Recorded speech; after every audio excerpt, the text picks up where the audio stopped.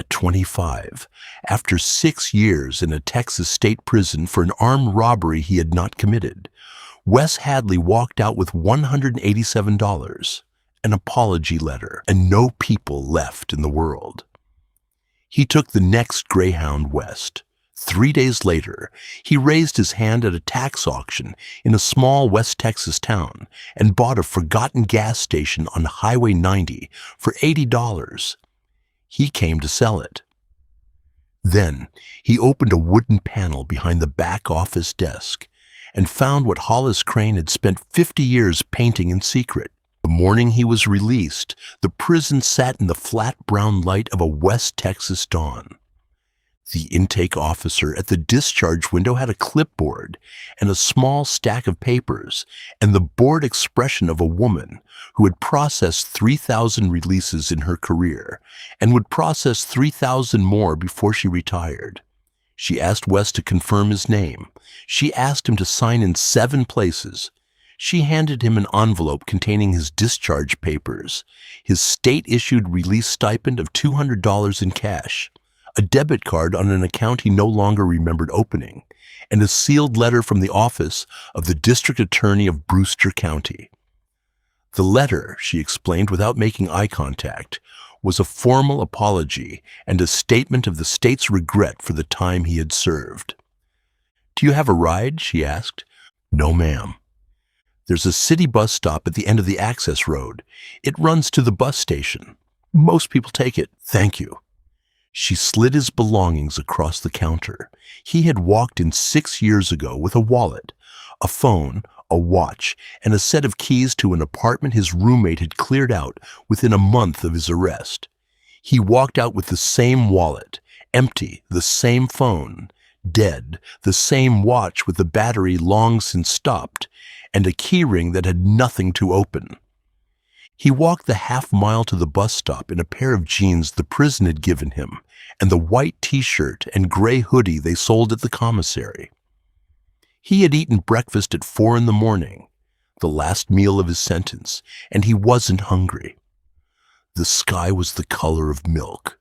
The mountains in the distance were the color of bone. A man pulled up alongside him in a pickup truck about a mile down the access road and rolled down the passenger window. "Need a ride?" "I'm going to the bus station." "I'm going past it." "Get in." Wes got in. The man was in his 60s, sun-darkened, in a snap-button work shirt and a Stetson that had been broken in by years of use. He did not introduce himself. He drove with one hand on the wheel and his other elbow out the window. They went 4 miles in silence. "You just get out." "Yes, sir." "How long?" 6 years. The man nodded slowly. He looked at Wes the way a man looks at someone he has already decided not to ask any more questions of. "There's a coffee shop 3 blocks from the bus station," he said. "Tell them Earl sent you. They'll give you a cup and a sandwich, and they won't ask you anything." "Thank you, sir." "Don't thank me." He dropped Wes at the bus station and pulled away without waving. Wes stood on the curb for a moment with his duffel bag and watched the truck disappear. The man's name might have been Earl, or it might have been a code word for some larger informal network of West Texans who had decided, individually and without coordinating, that men coming out of the prison up the road deserved one decent meal before they had to figure out the rest. Wes didn't know. He never saw the man again. He bought the newspaper at the bus station because he needed something to read, and a coffee at the gas station next door because the cup of it was the first thing he had tasted in 6 years that was hot and weak, the way real American coffee was hot and weak. He sat on the curb of the gas station and drank the coffee slowly and read the newspaper 1 page at a time. He read the obituaries because they were the first thing he had taught himself to read in prison, the section that taught you what a life looked like, compressed into 3 sentences.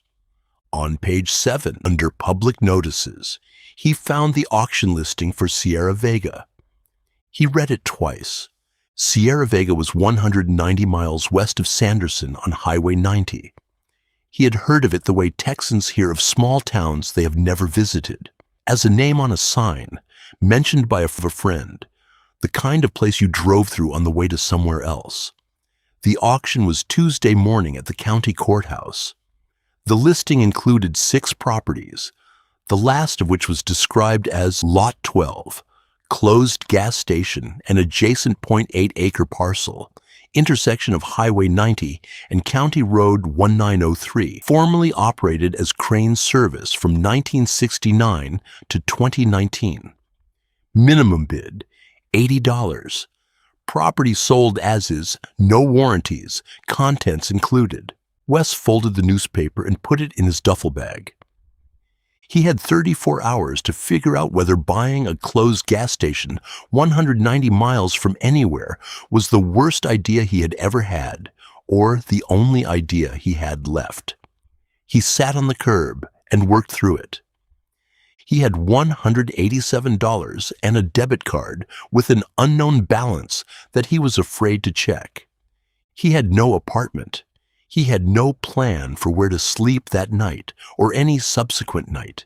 He had no job and no work history, and the kind of 6-year gap on his resume that made any reasonable employer assume the worst regardless of the actual story. He had no driver's license and no car, and no way to get to Sierra Vega except by Greyhound.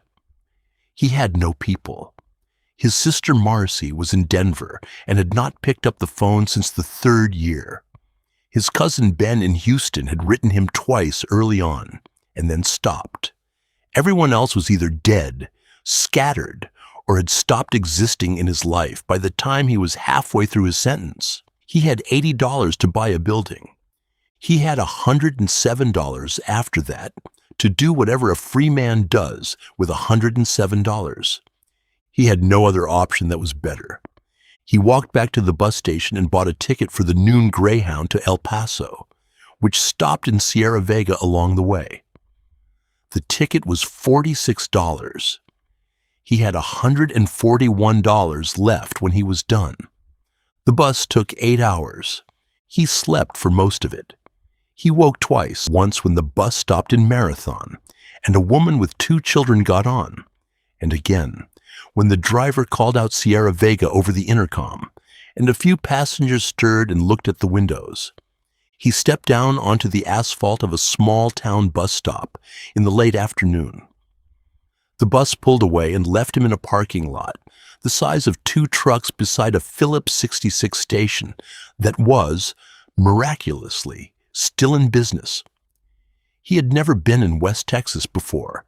He had not realized until he stood in the middle of the empty parking lot with the sun lowering behind the Davis Mountains in the distance that the country could be this empty.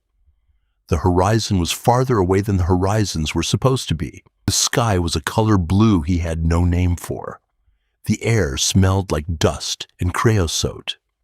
He walked the half-mile to the courthouse, which the Phillips 66 clerk had pointed him toward, and he sat on the steps for 40 minutes until they locked the front door for the night.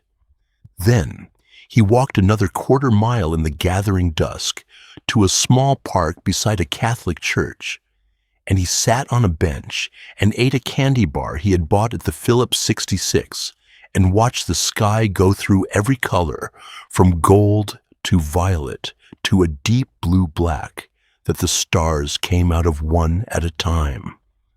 A man walked through the park around 9 in the evening, an older man with a small dog on a leash. He looked at Wes and didn't say anything. He came back 20 minutes later from the other direction, again without a word, and on his second pass he stopped about 10 feet from the bench and said, "You waiting on the auction tomorrow?" Wes hesitated. "Yes, sir." The man nodded. "There's a bench inside the church vestibule. The front door is unlocked until dawn. Father Reyes leaves it that way for people who need a roof." He walked the dog out of the park without waiting for Wes to respond. Wes slept on the bench inside the church vestibule that night with his duffel bag for a pillow and the apology letter from the district attorney's office still folded in his back pocket. The auction the next morning was over before noon. The first 11 lots sold quickly to people who appeared to know each other. A house on a side street for $2,000, a vacant lot near the school for $300, a storage shed, and an acre for $900. The auctioneer's voice was even and unhurried, the rhythm of a man who had run small county auctions for 30 years and had learned that hurrying never made the bids come any faster. Lot 12, he said, crane service, intersection of Highway 90 and County Road 1903, 1,400 square feet of single-story commercial structure, 2 service bays, 1 office, attached small living quarters. Property has been closed since the death of the operator in 2019. 0.8 of an acre. Starting bid is $80. Nobody moved.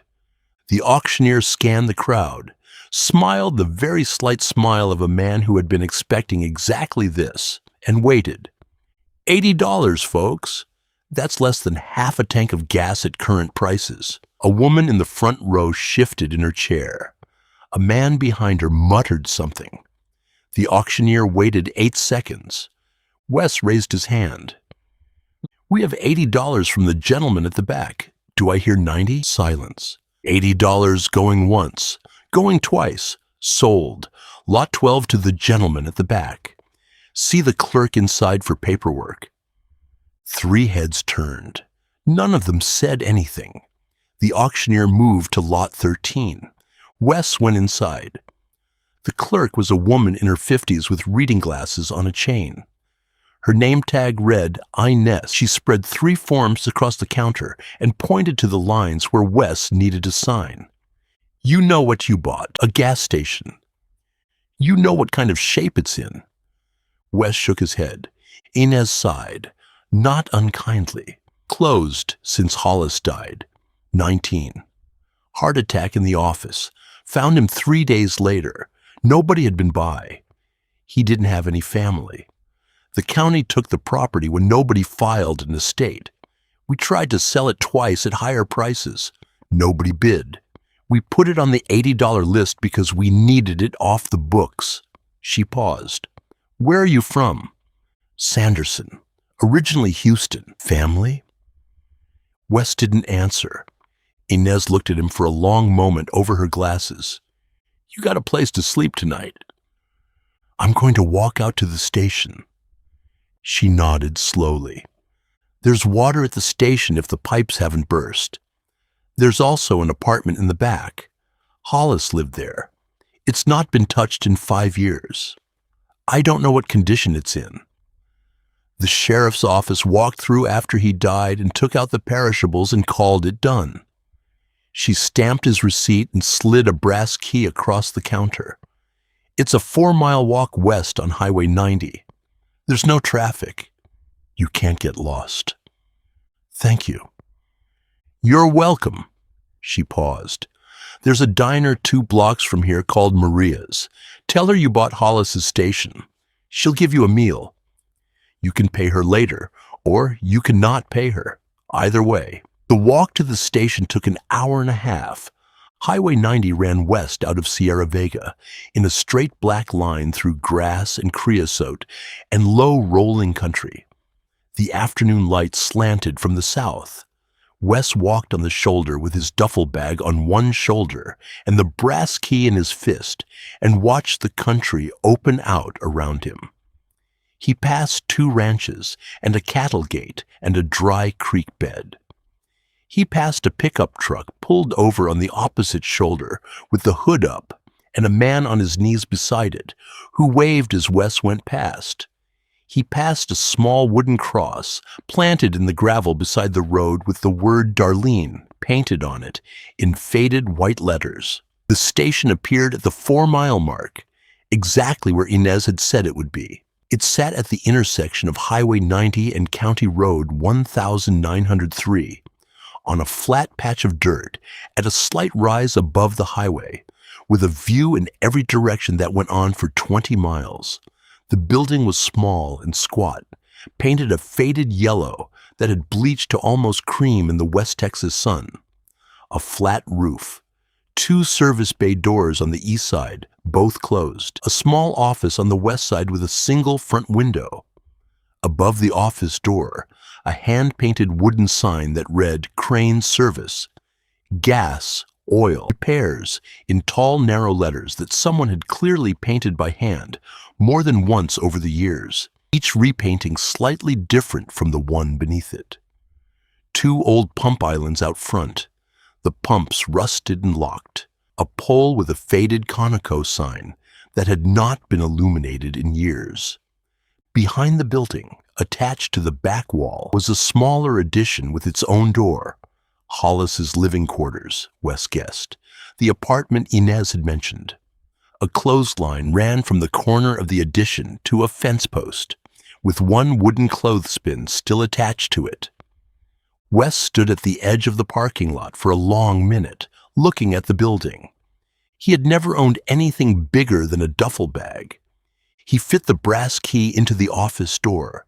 It turned with the gritty resistance of a lock that had not been opened in 5 years. The door swung inward with a long, slow creak that sounded loud in the silence of the highway.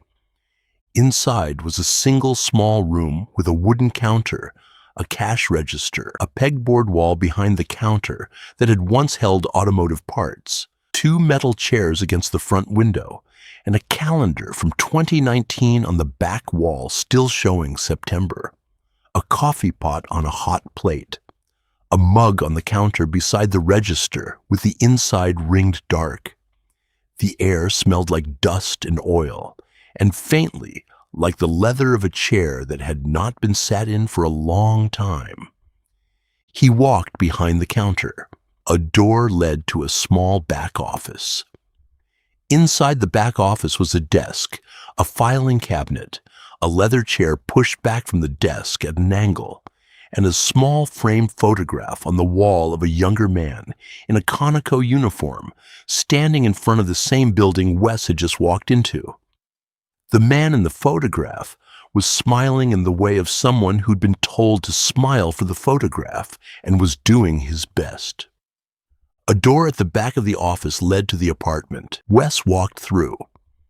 The apartment was 3 rooms, a small kitchen with a sink and a 2-burner electric stove, a bedroom with a metal bed frame and a stripped mattress, a bathroom with a stand-up shower and a small medicine cabinet. The kitchen had a small table with 1 chair. The bedroom had a single small window with a curtain that had been pulled half closed and left that way for 5 years. Someone had lived here recently enough that the apartment was livable, long enough ago that the dust was thick on every surface and the smell of the building had become its own atmosphere.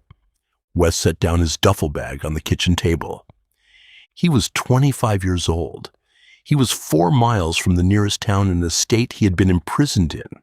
He had $107 to his name and a building he had bought because the auctioneer had been bored and the woman at the clerk's office had felt sorry for him. He had no plan. He had no people. He had no idea what he was going to do tomorrow. He sat in the chair at the kitchen table. He didn't cry.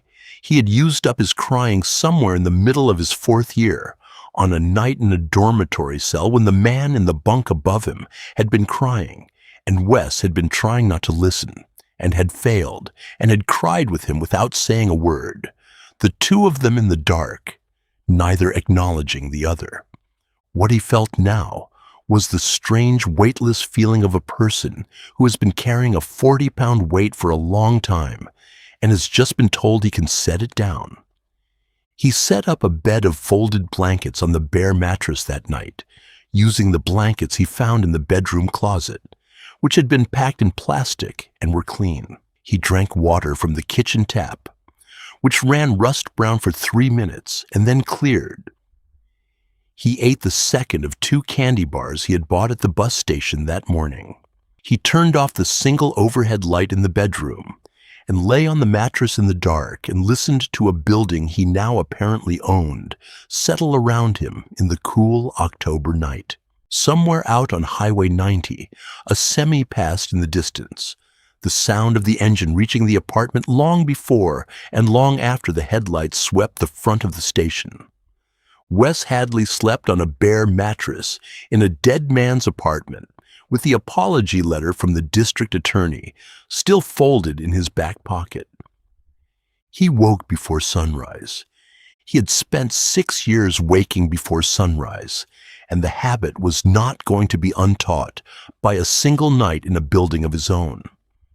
He lay on the mattress for a long time in the dark, listening to the silence of the highway before he got up. The silence was the part he had not expected. Inside the prison, there had always been sound: men breathing, men shifting in their bunks, the hum of the ventilation, the distant clang of doors. He had not slept in actual silence in 6 years. The silence was so complete it felt like another presence in the room. He got up. He used the bathroom. The toilet ran water that was clear, which was good news he had not expected. He splashed water on his face from the sink and looked at himself in the medicine cabinet mirror. He had not looked at himself in a mirror that was not made of polished metal in 6 years. The face was the same face, older, thinner, lines at the corners of the eyes that had not been there before, a scar above the right eyebrow he could not remember getting, the hair shorter than he would have chosen for himself, but longer than the prison had liked. He looked at himself for a long minute.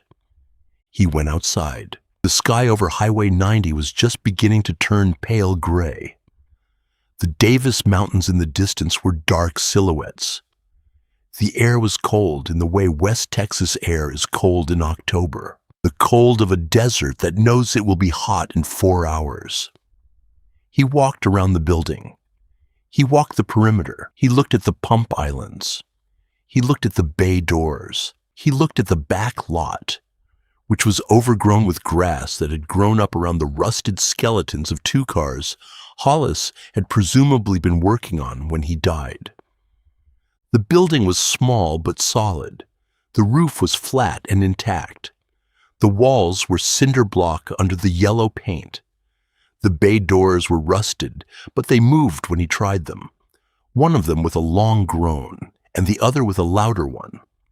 Inside the service bays were 2 hydraulic lifts that Wes did not know how to operate, a tool wall with most of the tools still hanging on their pegboard outlines, 2 large red toolboxes on rollers, and a workbench cluttered with parts and rags, and a coffee mug that had been there long enough that the inside was furred with mold. He spent the morning cleaning. He had no plan and no income, and no way to know what he was going to do with the building. But he had grown up in a house where his father had been a working man, and his father had taught him that when you didn't know what to do next, you cleaned, because cleaning was always useful, and cleaning gave your hands something to do while your head caught up. He swept the office. He swept the apartment. He carried the rotten contents of the kitchen out to a metal trash drum behind the building and burned them.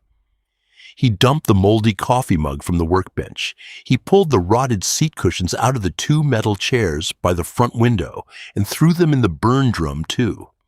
Around 11 in the morning, he heard tires on the gravel out front. He went out. A truck was pulled up to the pump islands, an old white pickup, maybe 20 years old, the paint oxidized to chalk. A man stood beside it. He was in his 70s, lean, sun-darkened, in a snap-button denim shirt and a straw cowboy hat that had been bent and reshaped 1,000 times. His face was the face of a man who had spent every day of his adult life outdoors. He was looking at the building. Wes walked out onto the lot. "Morning." The man nodded. "You bought it?" "Yes, sir." "At the auction?" "Yes, sir." The man nodded again. He did not introduce himself. He looked the building up and down, the way a person looks at an old friend who has been away. Hollis ran this station 49 years, 50 if you count the year his daddy died, and he was still keeping his daddy's books while pumping his own gas. He paused. "I just wanted to see who bought it." He turned to walk back to his truck. "Sir," Wes said. The man stopped. "Did you know him?" The man considered the question. He took off his hat and turned it slowly in his hands. The crown was darker than the brim from a lifetime of sweat. Sat with him on this porch for 40 years, most every Saturday. He looked at the porch as if remembering the chair he had sat in. He never said much, never asked me to say much. We watched the highway. That was about it. He paused. He was a good man. He didn't know how good he was. Don't think anyone ever told him. He put his hat back on. "My name's Cliff Rubin. I live 4 miles east, off Hawkins Road. White house with a stone wall. You need anything, you come find me. I owe Hollis a debt I never got to pay him. I'd rather pay it to whoever's standing in his building." He climbed into his truck and pulled away. Gravel popped under his tires. Wes stood on the lot until the truck was a dust trail half a mile down the highway. He went back inside. That afternoon, a woman in her 40s left a casserole dish on the doorstep. Beef and rice in a glass dish with a hand-lettered note on the lid that said, "Welcome to Sierra Vega." She drove away in a white sedan before Wes came outside. That evening, a man Wes had never seen left a small cooler beside the bay door. Inside the cooler, 2 pounds of ground beef, a dozen eggs, a half-gallon of milk, a stick of butter, and a bag of frozen corn. No note. The truck was gone before Wes heard it leave. The next morning, a teenager in a battered Toyota pulled up at the pump island, got out, set a paper bag on the bench beside the office door, waved at the window when she saw Wes looking, and drove off. Inside the bag, 2 oranges, a head of lettuce, and a bottle of dish soap. The pattern was the same as it had been in every story Wes would later hear about how Sierra Vega operated. They didn't come in. They didn't expect anything. They left something useful and went home. By the end of his first week, he had eaten more real food than he had eaten in 6 years. He worked through the building day by day. He cleaned the office. He cleaned the apartment. He cleaned the bathroom. He carried out the trash and the rotten cushions and the moldy mugs and a pair of work boots in the closet of the bedroom that had grown a green-gray fur of mold across their tongues. He opened the bay doors and let the wind blow through the service area for 2 full days. He found a push broom in the corner of the bay and swept the concrete floor. He inventoried what Hollis had left. The tools on the pegboard were good tools, the kind of tools a man bought once in his life and took care of. Wrenches and sockets and pliers and screwdrivers, each in its outlined place. The 2 red toolboxes on rollers held more of the same plus the specialized tools. Torque wrenches, valve spring compressors, brake bleeder kits. The hydraulic lifts were operable, Wes determined, by reading the manuals he found in a drawer of the office desk and following the instructions step by step like a recipe. The air compressor in the back of the bay needed a new belt, but the motor ran. Hollis had been a working mechanic up to the day he died. The shop had been a real shop, not a hobby. Wes had grown up around cars in a way his father had insisted on, learning to change oil at 11 and a fan belt at 13 and a brake pad at 15. He had not held a wrench in 6 years. He stood in the middle of the service bay on the morning of his 5th day and turned slowly in a circle, looking at the tools on the wall, and he understood for the first time since walking out of the prison that he might know how to do something with this building after all. He opened the back office desk on the morning of his 8th day. The top drawer held what he expected: a box of pens, a box of paper clips, a roll of stamps, a small black address book with names in it Wes did not recognize. He took 2 pens and closed the drawer. The second drawer held bank statements clipped by year going back to 1981. Wes flipped through them. Hollis had banked the same modest amounts every month for 40 years. The shop had paid its bills and had paid Hollis enough to live on and had not made him wealthy. Wes returned the statements to the drawer. The third drawer was deep. It held a single object, a leather notebook, thick and dark, held closed with a rubber band. Wes lifted it out. The leather was soft from years of handling. He slid the rubber band off and opened it to the first page. The handwriting inside was small and precise, slanting slightly to the right. The first entry was dated April 3rd, 1969. Opened the station today. Took over Daddy's books and Daddy's chair. He was buried Monday. The funeral was small. Mrs. Rubin brought a pie and her boy Cliff helped pour gas all day because I couldn't pour gas and run the register and shake hands all at once. I cried twice. Daddy would have called that womanish, but Daddy is gone and I will cry if I want to. Wes turned the page. The journal was a continuous record of 50 years. Hollis had written in it almost every day.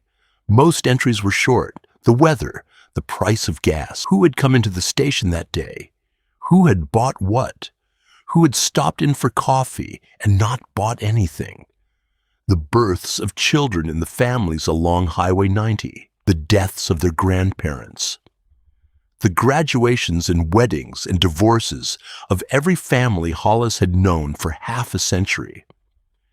And every few pages, the entries shifted into a different register. June 1972. Lent Cliff Rubin $60 for his mother's prescription. Mrs. Rubin does not need to know. Cliff will pay me back the day his cattle sell. He will be 3 years late, and I will pretend not to notice. March 1978. Quietly paid the heating bill for the Salazar family. The widow has 4 children. The bill was $37. I told the gas company to put it on a separate ledger and never to mention it to her. They mentioned it. She came in to thank me. I told her she was mistaken. October 1984. Bought the Hadley boy a winter coat.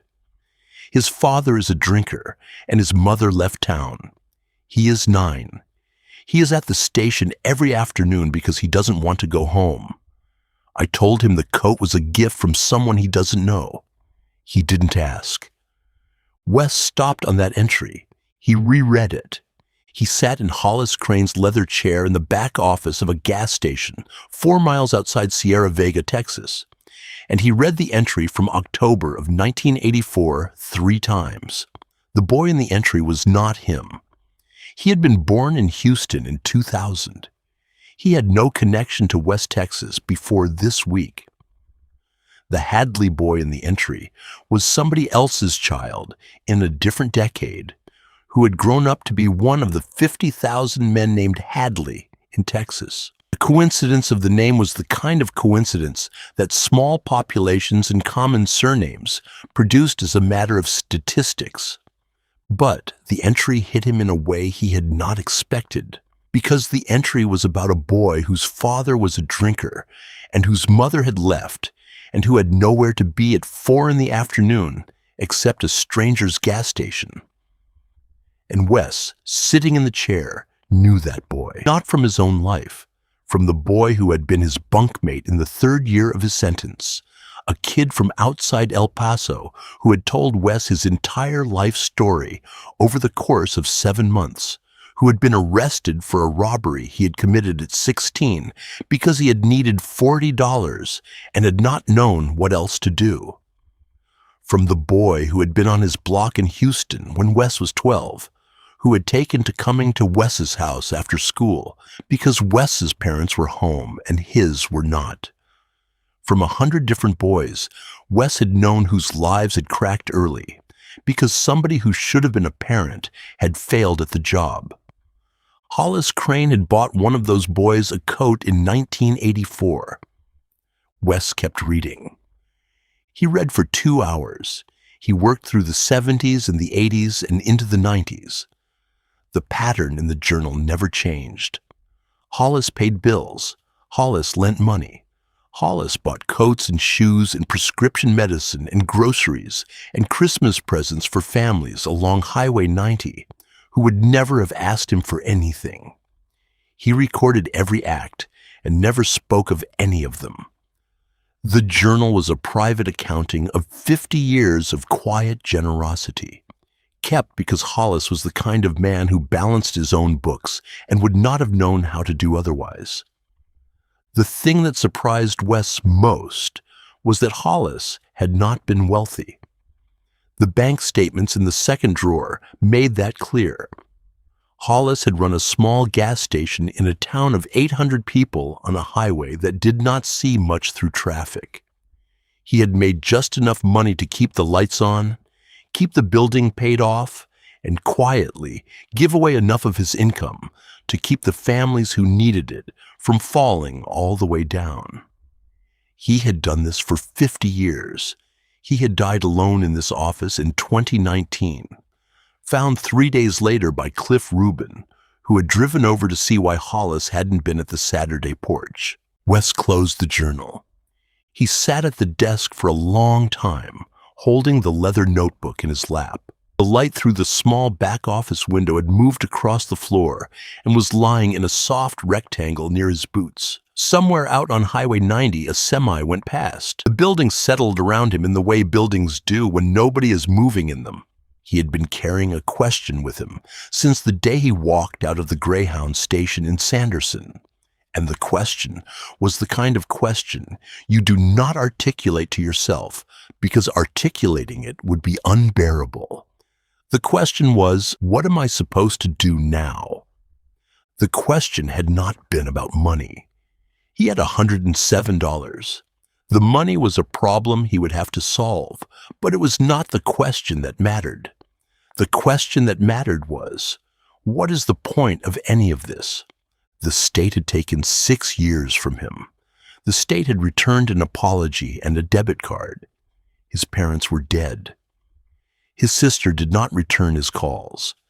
Every friend he had once had was either dead or scattered, or had stopped being a friend by his second year. He had no anchor. He had no place. He had no work. He had no identity, except the identity of a man who had been falsely imprisoned, which was an identity nobody wanted to claim for very long, because it required other people to be uncomfortable about the country they lived in. He had bought a building because he had nowhere else to be, and the building had been cheap. He had not bought it with any plan. He sat in Hollis Crane's chair and looked at the journal and thought about a man he had never met who had spent 50 years quietly carrying a small Texas town and who had died in this room without telling anyone what he had done. There was a wooden panel in the wall behind the desk. Wes had noticed it the first time he had walked into the office, the way you notice anything wrong in a room you are searching for things in. The panel was about 3 feet square. It was set flush into the wall behind the desk and trimmed with a thin wooden strip that did not match the trim anywhere else in the building. The wood of the panel was a slightly different color from the wood paneling that covered the rest of the wall. Hollis had built that panel into the wall himself, sometime in the long history of the building, for a reason Hollis had not bothered to write down. Wes had been thinking about the panel for 2 days without doing anything about it. He got up from the chair. He moved the desk away from the wall. He found a screwdriver in the toolbox and worked the panel loose at one edge, lifting it slowly until he could feel the wooden tongue at the bottom slide free from its groove. He set the panel against the wall. Behind the panel was a space about 3 feet deep and the full height of the office wall. It had been built as a closet, Wes realized, or as a small storage area Hollis had walled off and never advertised. Inside the space were wooden crates. Wes counted them with his eyes.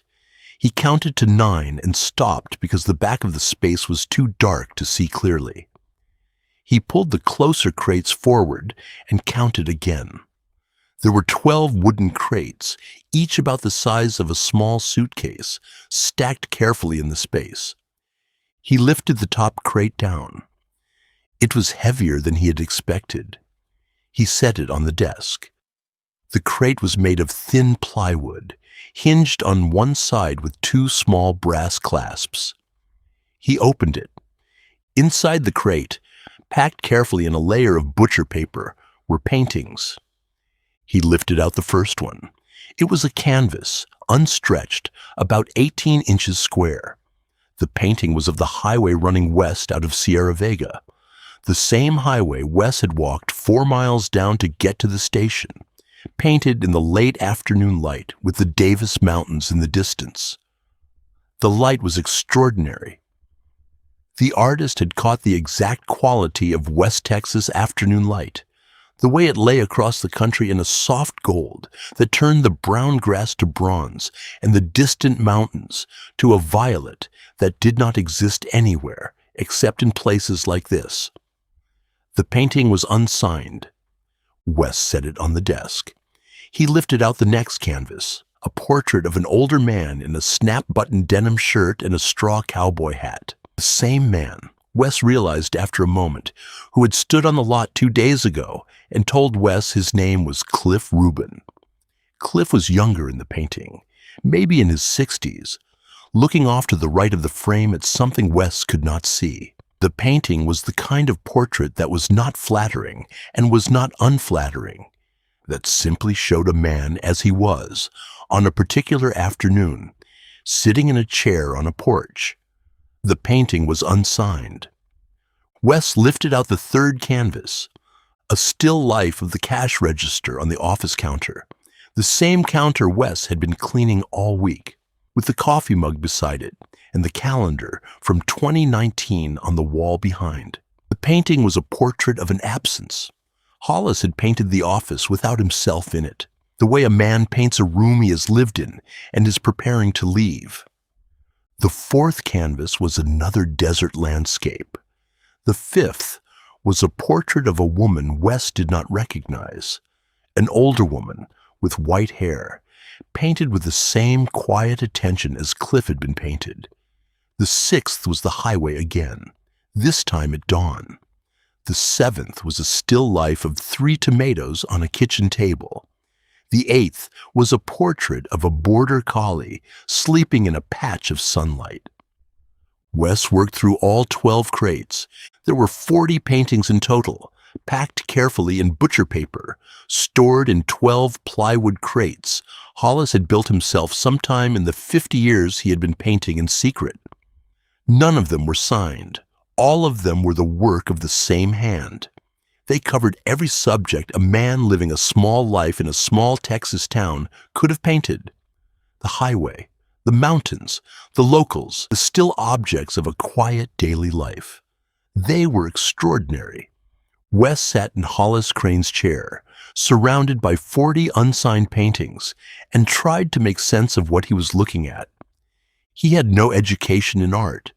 He had taken one art history class in high school and remembered nothing of it. He did not know whether the paintings were good. He did not know whether they were worth anything. He did not know whether Hollis had been a self-taught hobbyist whose work belonged in a yard sale or a self-taught visionary whose work belonged in a museum. And he did not have any way to know without showing the paintings to someone who knew. What he knew was that Hollis Crane had spent 50 years painting in the back office of a gas station and had never shown a painting to anyone, including the man who had sat with him on the porch every Saturday morning for 40 years. What he knew was that the man who had written "I will cry if I want to" in the first entry of the journal had been a man with a private inner life nobody had bothered to look for. Wes did not cry, but he sat in the chair for a long time, looking at the painting of the highway running west into the Davis Mountains, and he understood for the first time since walking out of the prison that there were still things in the world that were worth looking at. He did not move the paintings. He left them in the hidden space behind the desk, stacked in their crates, and put the wooden panel back. He did not know why. The instinct was protective. The paintings had been hidden for 50 years. They had been hidden by a man who had wanted them hidden. Wes did not want to be the second person to see them and the first person to misuse them. He kept reading the journal. He worked through the 90s and into the 2000s, and in those years, he began to see the shape of how Hollis had run the station. The visible part and the invisible part, the regular customers and the quiet families, the cash income and the careful disbursements. He found a second small notebook in the third drawer, a ledger really, that recorded who owed Hollis what for groceries and gas and repairs they had not been able to pay for at the time. Most of the entries had small pencil check marks next to them, which Wes came to understand meant paid eventually, in whatever form was possible.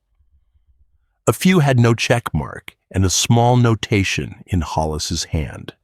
Let it go. Cliff Rubin came back on Wes's 10th day. He pulled in at the pump island and got out and walked into the office without knocking. Wes was behind the counter with a wet rag, cleaning the wood for the third time. "You've been here 10 days. "Yes, sir."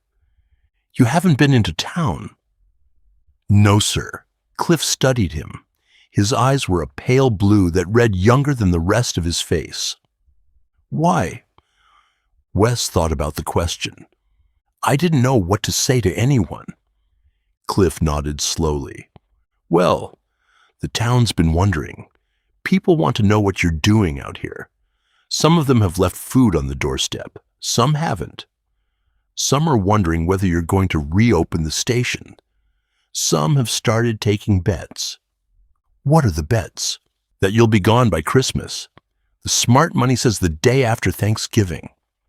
Wes set the rag down. "What do you say?" "I'm a Methodist. I don't bet." He took off his hat. "You're going to need to come into town, son. You can't do this alone. Hollis didn't do it alone. Nobody does it alone, even if they make it look like they did." Cliff put his hat back on. "There's a diner on Main Street called Maria's.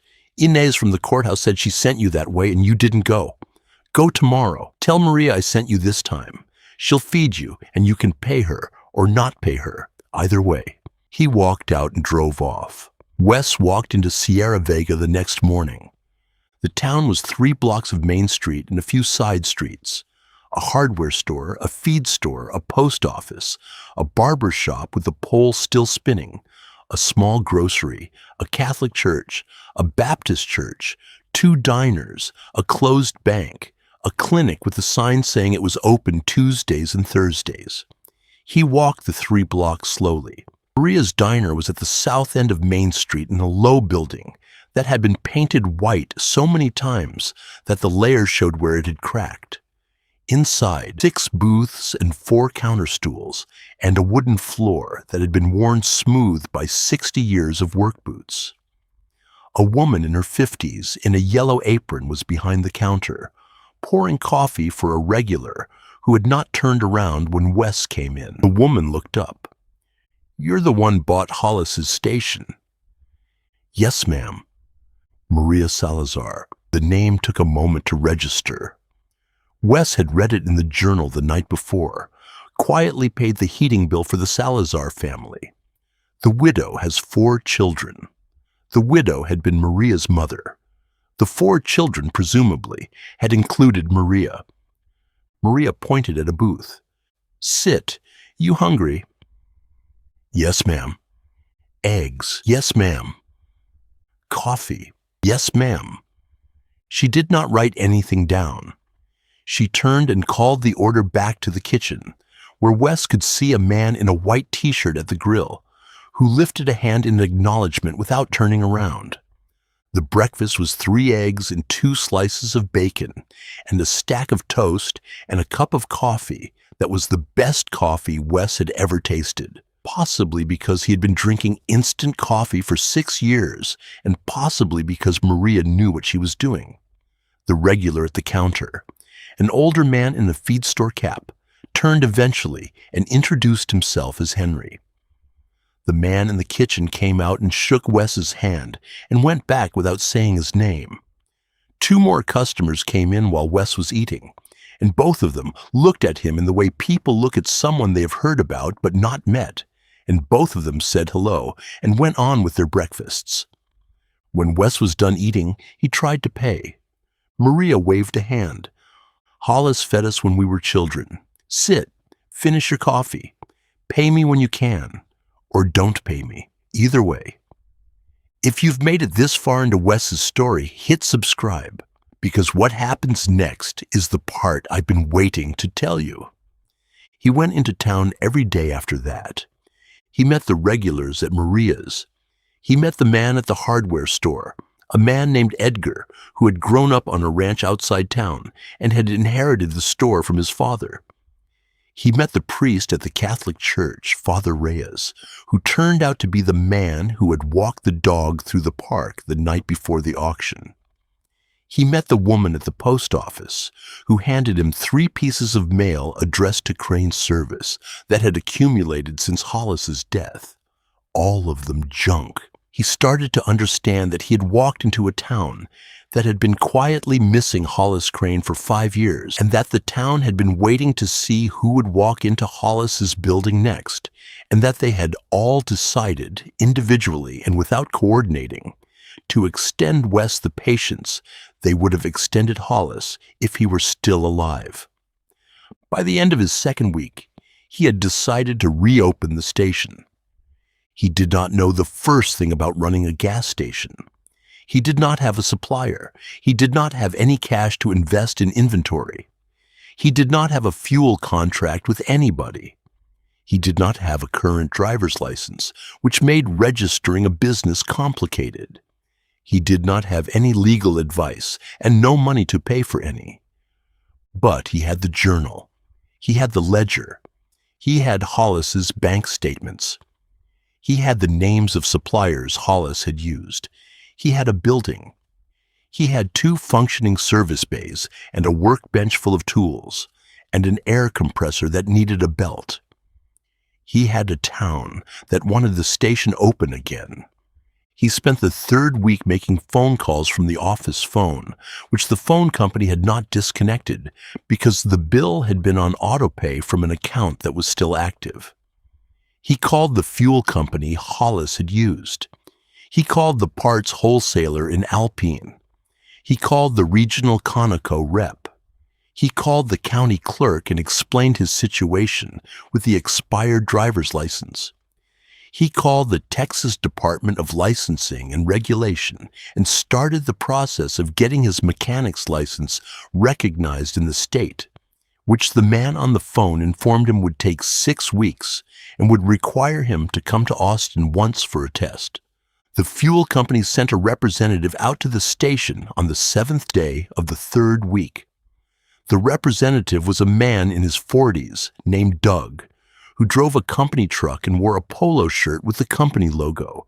He walked the property. He inspected the underground tanks, which he reported were intact. He inspected the pumps, which he reported were antique but serviceable with new pump heads. He gave Wes a quote for the work. The quote was for $16,000. Wes had $107. He thanked Doug. He sat at the desk after Doug left and looked at the quote. He sat there for a long time. He thought about the paintings. He thought about them the way he had been thinking about them for 2 weeks, as a problem he did not yet know how to solve. The paintings were either worth nothing or worth something. If they were worth nothing, the question of what to do with them did not exist. If they were worth something, the question was complicated. He could sell them. He could keep them. He could donate them. He could hide them in the wall again and pretend he had never found them. He could not make the decision without knowing what they were. He needed to show them to someone who knew about art. Marfa was 63 miles west of Sierra Vega on Highway 90. Wes had heard of Marfa from a magazine article in the prison library, an article about the art that had come to the town in the 80s, and the strange combination of cowboys and curators that Marfa had become as a result. He did not have a car. He did not have 63 miles worth of bus options. He needed somebody to drive him. He called Cliff Rubin. "You need a ride somewhere?" "Yes, sir." "When?" "Tomorrow." "Where?" Wes paused. "Marfa." There was a long silence on the line. "You don't seem like the Marfa type." "I'm not, but I need to talk to someone there." Cliff did not ask the question Wes had been afraid he would ask. He said only, "I'll pick you up at 6. He pulled into the station at 6 the next morning in his white pickup. Wes was waiting with a duffel bag that contained one of the smaller paintings. The still life of 3 tomatoes on a kitchen table, wrapped in butcher paper and a clean t-shirt. Cliff looked at the duffel bag. "You moving?" "No, sir. Just need to take something to show someone." Cliff nodded. He did not ask. The drive to Marfa took 90 minutes. They drove in mostly silence. Cliff spoke twice, once to mention a deer he saw at the edge of the highway, and once to point out a ranch road that he said his father had owned the land at the end of for 30 years before he had sold it in the 60s. Wes watched the country pass by the window. The country was the country in the painting in his duffel bag. The same highway, the same Davis Mountains, the same gold afternoon light. They got to Marfa at 7:30 in the morning. Cliff parked on a side street near the courthouse. "Where are you going?" Wes pulled out a piece of paper. He had written down the name from his memory of the magazine article in the prison library. The article had been about a place called the Chinati Foundation, which had been a museum of contemporary art founded by an artist named Donald Judd in the 80s. Wes had not known what contemporary art was. He had read the article anyway, because the prison library had a small selection, and Wes had been working his way through it systematically. "I'm going to a museum. There's a gallery downtown that I think handles appraisals. The Highland Gallery." "How long are you going to be?" "I don't know. I'll wait at the diner. Take your time." Wes walked the 4 blocks to the Highland Gallery. It was a small storefront in a converted adobe building with 2 windows facing the street. Through the windows, he could see the white walls and the spare hanging arrangements of a working art space. He stood on the sidewalk for a minute. Then he opened the door. A woman in her 40s was at a desk in the back of the gallery. She looked up. "Can I help you?" "My name is Wes Hadley. I have a painting I'd like to have appraised. I don't know if you do appraisals." She studied him. "What kind of painting?" "I don't know. It's not signed. I found it in a building I bought." She set down her pen. "Come back. Let me see it." He carried the duffel bag back to her desk. He took out the wrapped canvas. He laid it on the desk and folded back the butcher paper. The woman looked at the painting for a long time. Then she looked at Wes. "Where did you say you found this?" "In a building I bought. A gas station in Sierra Vega." "Whose building was it?" "A man named Hollis Crane." The woman was very still for a moment. Then she stood up. "Don't leave," she said. "Don't go anywhere. I need to make a phone call." She walked into the back of the gallery and was gone for 10 minutes. Wes stood at the desk looking at the still life of 3 tomatoes on a kitchen table. The painting had been done in oils on a canvas that had not been stretched and had been stored in a butcher paper wrapping for an unknown number of years. The tomatoes in the painting were lit by morning light through a window the viewer could not see. The paint was thick in places and thin in others. There was something about the painting that Wes had felt the first time he had unwrapped it and was feeling again now, a quality of attention. The painter had loved looking at 3 tomatoes. The woman came back. Her face was different than it had been when she went into the back. "Mr. Hadley, my name is Helen Trevino. I am one of the owners of this gallery. I am also the executive curator of the Crane Project. which is an effort that was begun by the Chinati Foundation 3 years ago to identify and catalog the work of an outsider artist whose work began appearing at our museum after a posthumous gift from an anonymous donor. She paused. The artist we have been trying to catalog is Hollis Crane. We have known of his existence only because of the gift, which included 2 of his paintings. We have spent 3 years trying to find any additional work. The man who pumped your gas in Sierra Vega for 50 years is one of the most significant outsider painters to come out of West Texas in the last half-century. We did not know him. We did not know he was painting. We did not know where he had lived. The Chinati gift had been made anonymously, and we had been unable to trace it back to its source. She looked at the painting on the desk. How many more of these do you have? Wes did not answer immediately. 40, he said, including this one. Helen Trevino sat down in her chair. Mr. Hadley, she said, the 2 paintings we have at the Chinati Foundation are insured at $60,000 each. They are the only known Hollis Crane paintings in existence. If you have 40 more in your gas station in Sierra Vega, you are sitting on what may be the largest unrecorded body of outsider work in Texas. And the value of that body of work, conservatively, is between $2 and $3 million. Wes did not say anything for a long time. You may want to sit down, Helen said. I'm all right. You may want to sit down anyway. He sat down. She made him a cup of coffee. They talked for 2 hours. She did not pressure him. She explained very carefully the options he had. He could sell the paintings privately to a dealer, which would get him the most money the fastest, but would scatter the work into private collections where it might never be seen again. He could sell them at auction through one of the major houses, which would get him fair market value, but would also publicize the find and would attract every dealer and collector and speculator in the country. He could donate the paintings to the Chinati Foundation, which would preserve them as a body of work, but would give him nothing. He could keep them. He could do nothing at all. He could also, Helen said, do some combination of those things, and that combination was probably what he should think about. Wes told her, when she asked, that he did not need $3 million. He needed enough to live on. He needed enough to repair the gas station. He needed enough to think clearly for a while without worrying about money. After that, he did not know what he would do with any of it.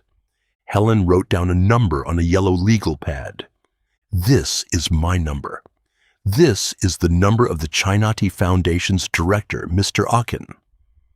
This is the number of a lawyer in Marfa who I trust completely and who will not charge you to talk through what you have. Take a week. Talk to Mr. Akin. Talk to the lawyer. Make no decisions. Come back to me when you are ready. He took the paper. What about this painting? What about it? Should I leave it with you? Helen Trevino looked at him. No, take it home. It is yours. Take all of them home. Do not show them to anyone else until you have spoken to the people I told you to speak to. He nodded. He took the painting back to his duffel bag, wrapped it carefully in the butcher paper and the t-shirt, and walked back to Cliff's truck. Cliff was at the diner finishing his coffee. He looked at Wes when Wes sat down across from him. You all right, son? I think so. Cliff did not ask what had happened. He paid for his coffee, and they got in the truck and drove back to Sierra Vega in silence. Wes spent the next week the way Helen Trevino had told him to spend it. He called Mr. Akin at the Chinati Foundation, who turned out to be a calm, soft-spoken man in his 60s, who confirmed everything Helen had said, and who told Wes that whatever he decided, the foundation would respect his decisions and would help him in any way he wanted them to. He called the lawyer in Marfa, a woman named Aurora Salinas, who agreed to drive out to the gas station on a Tuesday to meet with him. She came. She walked through the building. She looked at the paintings, which Wes had taken out of their crates and laid out across the office floor. She sat at the desk with him for an hour and walked him through what his legal exposure was, what his tax exposure was, what the steps would be if he wanted to sell some and donate others. She did not pressure him. She told him that whatever he decided, he should take his time. He took his time. He decided, after 2 weeks of thinking, to sell 2 paintings at auction through Christie's, which Aurora arranged for him. The paintings would be sold in a small, specialized auction the following spring. Aurora estimated the 2 paintings together would bring approximately $140,000 after fees. He decided to donate the remaining 38 paintings to the Chinati Foundation under Hollis Crane's name, to be preserved and exhibited as the body of work of an artist who had been hidden for 50 years. He explained the decision to Helen on the phone. "Are you certain?" "Yes, ma'am." "You could keep all of them?" "I know." "You could sell all of them and have $3 million. "I know." There was a pause on the line. "Why these decisions, Wes?" He thought about it. "Because I think Hollis would have wanted somebody to see them. I think he didn't show them to anybody, because he didn't know how. I think if he had known anyone like you, he would have given them to you while he was alive. I don't think he was hiding them for forever. I think he was hiding them until he found the right person to show them to. I don't know if I'm the right person, but I'm the person who found them, and I think the next thing to do is to give most of them to people who will take care of them and not hide them." Helen Trevino was quiet for a long time. "All right," she said finally. "We will be honored to be the recipient." That was when the trouble started. Word about the paintings did not stay quiet for very long. Helen and Aurora had both been discreet, and Mr. Akian at the Chinati Foundation had been discreet, and Cliff Rubin had not asked questions. But Marfa was a small town, and the art world was a smaller world, and the Christie's catalog for the spring auction was going to list the provenance from the studio of Hollis Crane by way of the estate, which meant that within a few weeks of Aurora's call to Christie's, someone in New York had told someone in Houston, and someone in Houston had made a phone call. The phone call was to a man named Lyle Castillo. Lyle Castillo owned a gallery in Houston that specialized in what he called regional discoveries, outsider artists, self-taught painters, the kind of work that could be acquired cheaply from estates that did not know what they had, and sold expensively to collectors who did. He had been the dealer of record on 3 major outsider finds in Texas over the previous decade. He had a reputation among other dealers as someone who moved fast, paid the minimum he could get away with, and did not always tell sellers the full picture of what they had. He drove to Sierra Vega in a black SUV on a Thursday afternoon. Wes was at the workbench in the service bay when he saw the SUV pull onto the gravel apron. He set down the wrench he was holding and walked into the office. He had been expecting someone to come eventually. He had not known who or how soon. He waited at the counter. Lyle Castillo walked into the office without knocking. He was a man in his 50s, well-groomed, in a sport coat and pressed jeans, the kind of clothes that announced themselves as more expensive than the building they were standing in. He had a small leather case in one hand. "You're Wes Hadley." "Yes, sir." "Lyle Castillo. I have a gallery in Houston." He set the leather case on the counter. "I would like to talk to you about the paintings." Wes did not say anything. "I assume you know what you have." "I know." "I assume you know money." "I know that too." Lyle Castillo smiled. The smile was practiced. "Mr. Hadley, I understand you have made some preliminary arrangements with the Chinati Foundation and with Christie's. I want to tell you, before you go any further, that those arrangements are not in your best financial interest. Christie's will charge you 20% on the sale of the two paintings. The China Tea Foundation, by accepting 38 paintings as a donation, will be acquiring $2 million of work from you at zero cost. You are giving away an enormous amount of money. I am here to offer you an alternative. Wes waited. I will pay you $1,200,000 in cash today for all 40 paintings. We will sign the paperwork this afternoon. The paintings will be transferred to my custody. You will keep all the money. No fees, no commissions, no taxes withheld. You walk away with $1.2 million, and you never have to think about this again. Wes considered the offer. You said the paintings are worth more than that. I said the body of work is worth between $2 and $3 million. The realization of that value requires years of curation, exhibitions, careful marketing, and patient sales. Most sellers do not have the time, the expertise, or the connections to realize that value. I do. I am offering you guaranteed cash today against speculative value in 5 to 10 years, at a loss of about $1.3 million. Lyle Castillo smiled again. The smile had not changed. Mr. Hadley, the realization of full value is speculative.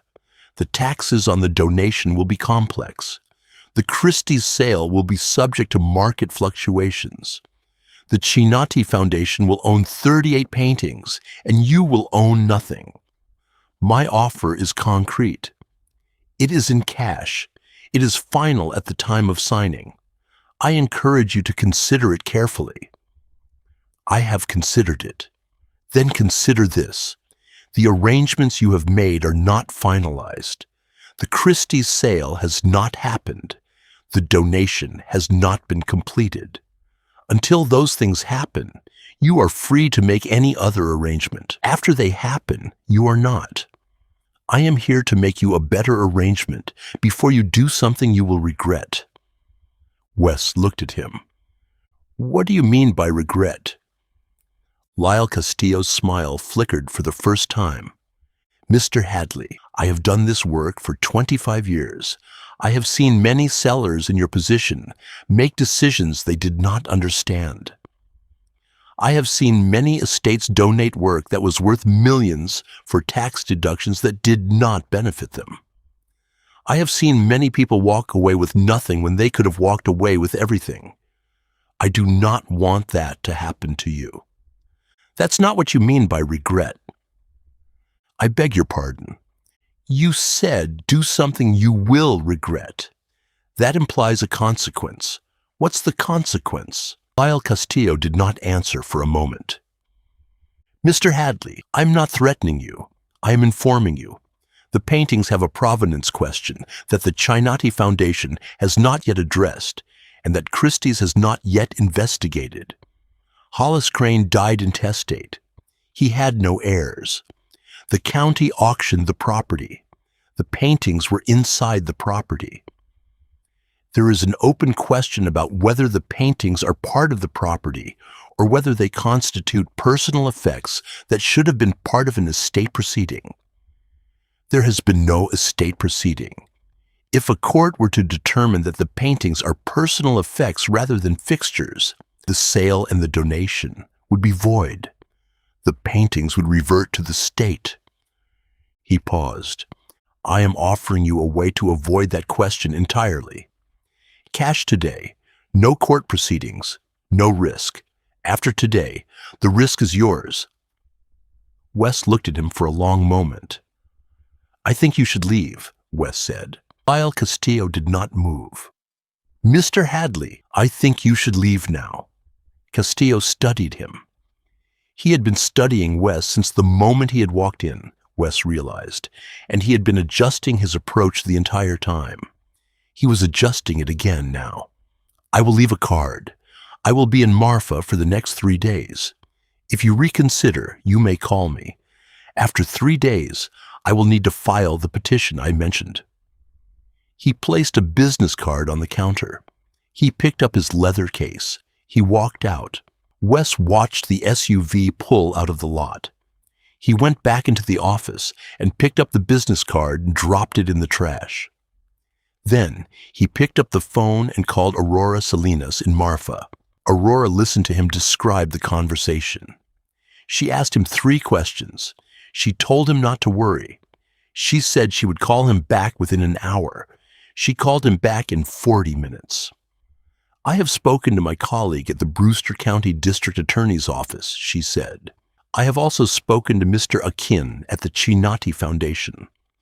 The provenance question Mr. Castillo raised is real, but it is not the question he framed it as.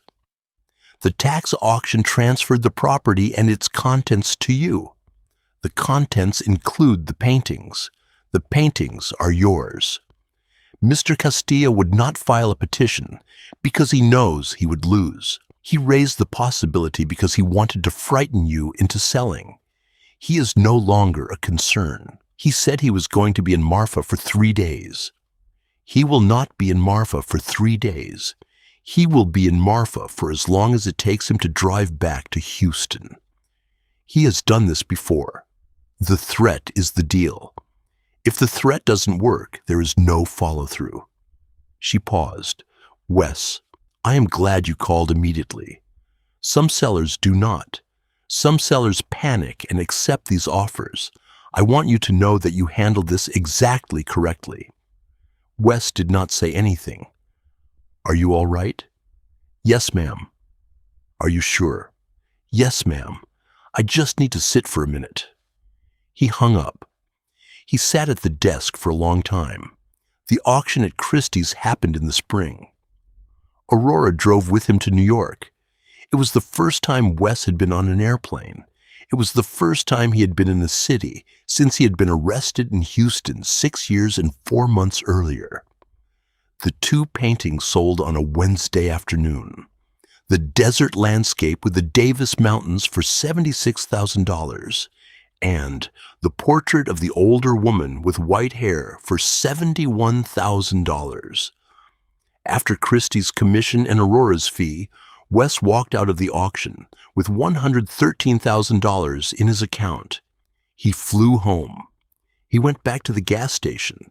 He hired Doug, the fuel company representative, to begin the work on the pumps and the underground tanks.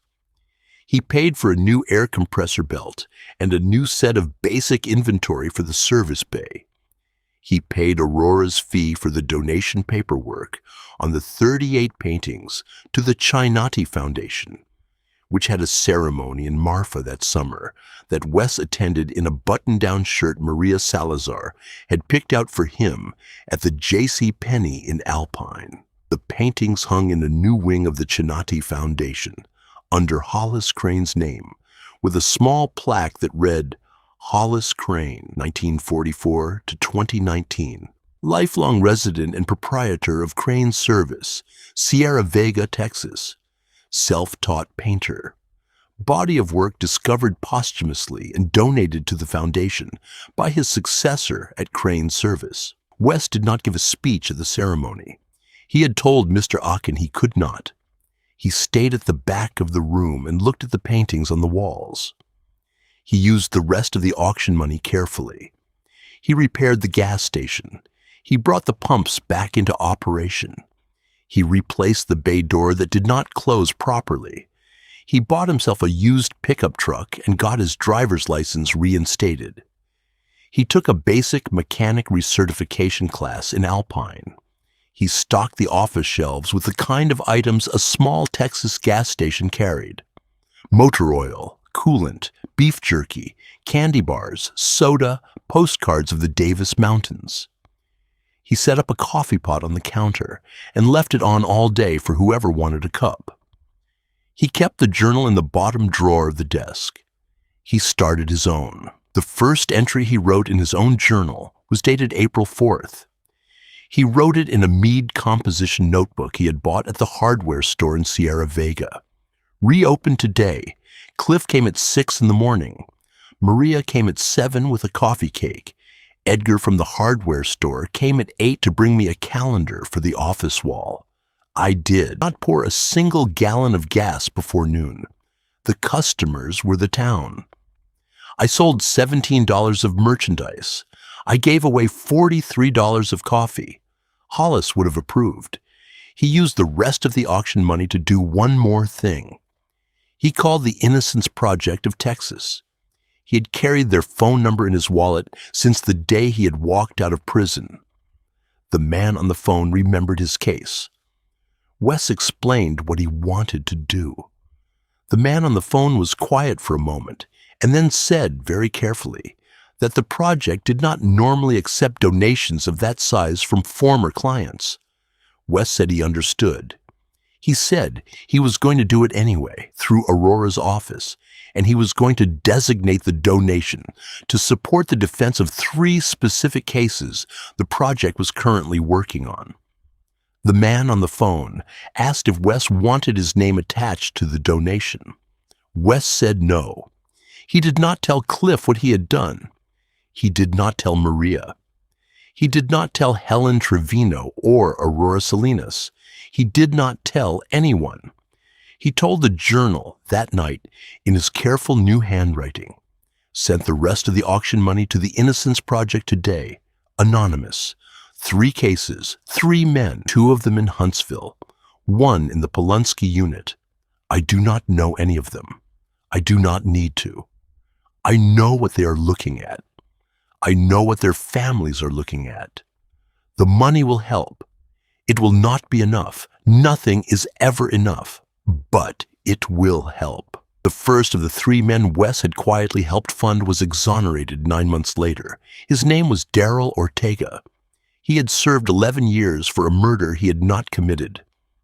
The Innocence Project of Texas did not tell Darrell who had helped fund his defense. Darrell had not asked. He had walked out of the Walls unit in Huntsville on a Tuesday morning in February and had been driven home to El Paso by his sister, and he had spent the next 8 months learning how to be a free man. In October, 11 months after his release, Darrell Ortega drove east on Interstate 10 in his sister's car, headed nowhere in particular, the way a man drives when he is trying to learn what driving feels like again. He took the exit at Van Horn for Highway 90 because the sign said it would take him toward the Davis Mountains, and he had always wanted to see them. He stopped for gas at the first gas station he saw, which was Crane Service at the corner of Highway 90 and County Road 1903. A young man in a denim shirt and a green canvas apron came out of the office and pumped the gas. The young man's name was on a small tag on the apron. The tag read WES. Darrell Ortega did not know the name. He did not know anything. He had no reason to know. The Innocence Project had told him that an anonymous donor had helped fund his defense, but they had not given him a name or any way to find one. And Darrell had stopped asking after the first month because the anonymity, he had eventually decided, was a gift in itself. He paid for the gas with cash. He thanked the young man. He asked if there was a bathroom inside. "Yes, sir," Wes said. "Through the office in the back." Darrell Ortega walked through the office and used the bathroom and came back out. He bought a Coke from the cooler and a bag of chips from the shelf. The young man, Wes, was behind the counter ringing him up. There was a coffee pot on the counter beside the register, and a hand-lettered card next to it that said, "Coffee is free. Please take some." Darrell Ortega took a cup of coffee. "Where are you from?" Wes asked. The question was the casual question of a gas station clerk to a passing customer. "El Paso." "What brings you out here?" Darrell Ortega looked at him. "I'm trying to figure out what to do with my life," he said. "I got out of prison a year ago. A wrongful conviction. I spent 11 years inside. I'm driving until I figure out what's next." Wes set the bag of chips down on the counter. He looked at Darrell Ortega for a long moment. He thought about saying something. He thought about it for what felt like a long time, but was probably about 3 seconds. He thought about the entry he had written in his journal 11 months earlier. He thought about the man who had built the building he was standing in, who had spent 50 years putting other people's lives back together quietly and had never told a single soul. "I served 6 years," Wes said. "Got out about a year and a half ago. Same thing, wrongful conviction." Darryl Ortega looked at him. "You did." "I did. You bought this place at auction, $80. Darryl laughed. It was the laugh of a man who had not laughed in a while and was discovering that he could. $80. I had nowhere else to go. Darryl Ortega leaned against the counter. He drank his coffee. He stayed for 2 hours. He told Wes the story of his conviction. He told Wes the story of his exoneration. He told Wes that he had been thinking, since his release, about how to be useful with the time he'd been given back, and he did not yet know the answer. Wes listened without saying anything. He had learned in his short time at the gas station that listening was most of the job. When Darryl Ortega finally got back in his car to keep driving east, he stopped on the gravel apron and looked back at the building. "What's your name, man?" he said. "Wes Hadley." "Mine's Darryl Ortega." "Drive safe, Darryl." Darryl Ortega drove away. He never knew. He never had any way to know. The Innocence Project of Texas had told him an anonymous donor had funded his defense. The anonymous donor was the young man in the green canvas apron at the gas station in Sierra Vega who had pumped his gas and listened to his story and not said a single thing about the connection between them. Darryl Ortega drove east on Highway 90 with a tank of gas Wes Hadley had pumped for him and a free coffee Wes had insisted on.